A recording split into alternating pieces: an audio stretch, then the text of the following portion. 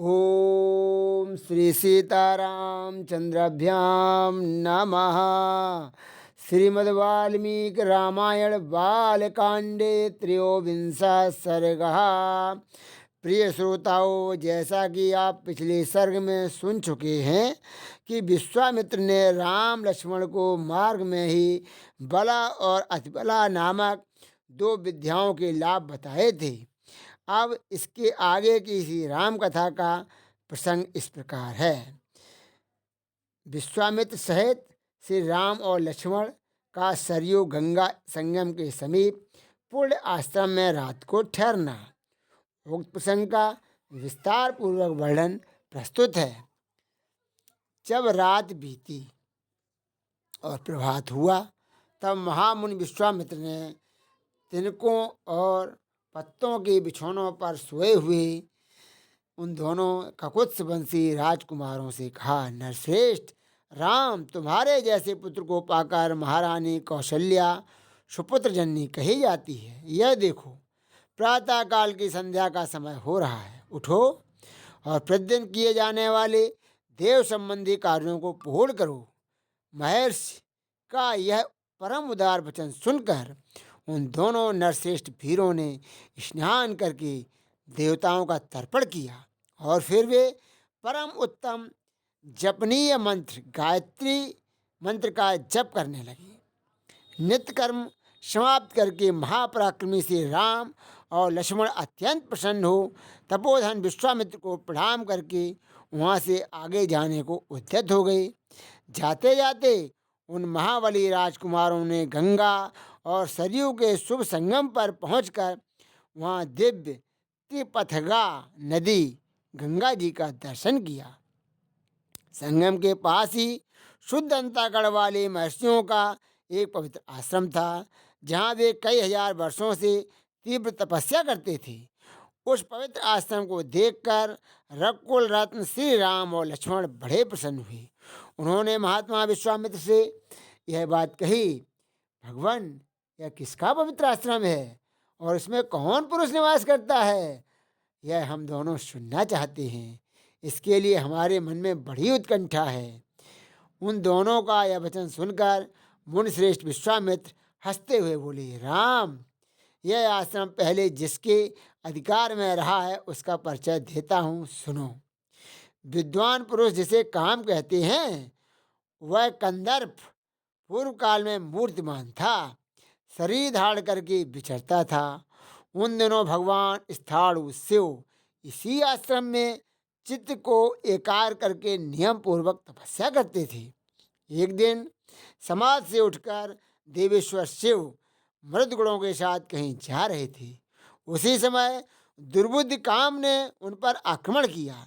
यह देख महात्मा शिव ने हुंकार करके उसे रोका। रघुनंदन, भगवान रुद्र ने रोष भरी दृष्टि से अवहेलना पूर्वक उसकी ओर देखा।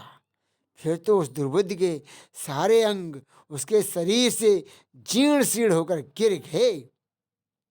वहाँ दग्ध हुए महामना कंदर्प का शरीर नष्ट हो गया। देवेश्वर रुद्र ने अपने क्रोध से काम को अंगहीन कर दिया। राम, तभी से वह अनंग नाम से विख्यात हुआ। शोभाशाली कंदर्प ने जहाँ अपना अंग छोड़ा था, वह प्रदेश अंग देश के नाम से विख्यात हुआ। यह उन्हीं महादेव जी का पुण्य आश्रम है। वीर, वे मुनिलोग पूर्व काल में उन्हीं स्थानों के धर्मपरायण शिष्य थे। उनका सारा पाप नष्ट हो गया है।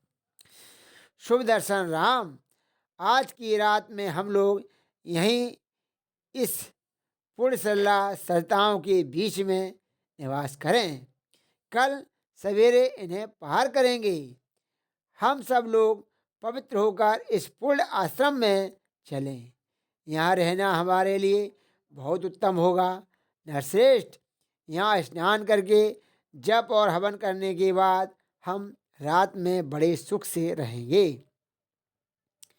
वे लोग वहाँ इस प्रकार आपस में बातचीत कर ही रहे थे कि उस आश्रम में निवास करने वाले मुनि तपस्या द्वारा प्राप्त हुई दूर दृष्टि से उनका आगमन जानकर मन ही मन बड़े प्रसन्न हुए। उनके हृदय में हर्ष जनित उल्लास छा गया। उन्होंने विश्वामित्र जी को अर्घ्य, पाद्य और अतिथि सत्कार की सामग्री अर्पित करने के बाद श्री राम और लक्ष्मण का भी आतिथ्य किया। यथोचित सत्कार करके उन मुनियों ने इन अतिथियों की भांति भांति की तथा कथा वार्ताओं द्वारा मनोरंजन किया। अर्थात ऋषि मुनियों ने विश्वामित्र और राम और लक्ष्मण का स्वागत किया, विभिन्न प्रकार की कथाएं सुनाई। फिर उन महर्षियों ने एकाग्रचित्त होकर यथावत संध्या वंदन एवं जप किया। तदंतर वहाँ रहने वाले मुनियों ने अन्य उत्तम व्रतधारी मुनियों के साथ विश्वामित्र आदि को शयन के लिए उपयुक्त स्थान में पहुंचा दिया। संपूर्ण कामनाओं की पूर्ति करने वाले उस पूर्ण आश्रम में उन विश्वामित्र आदि ने बड़े सुख से निवास किया।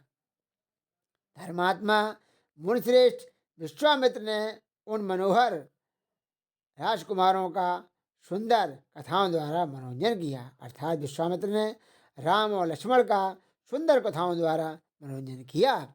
इस प्रकार श्री वाल्मीकि निर्मित आर्ष रामायण आदि काव्य के बालकांड में 23वां सर्ग पूरा हुआ। उपरोक्त श्री राम कथा के वर्णन से स्पष्ट है कि महर्षि विश्वामित्र द्वारा श्री राम और लक्ष्मण को विभिन्न प्रकार की जानकारियों से अवगत कराया गया है। यहाँ भगवान शिव और कामदेव का भी जिक्र किया गया है। यही बताया गया है कि कामदेव को भगवान शिव ने भस्मीभूत कर दिया था, जिससे कामदेव शरीर रहित हो गया था। काम से ही शब्द बनता है कामना, अर्थात इच्छा, विचार, लेकिन काल्पनिक विचारों को काम माना गया है, जैसा कि निम्न दोहे से स्पष्ट है। काम काम सब कोई कहे, काम न चीन्हे कोई, मन की जेती कल्पना, काम कहावे सो। बोलो कामदेव की जय हो। यदि प्रस्तुति अच्छी लगी हो तो चैनल को सब्सक्राइब करें। धन्यवाद।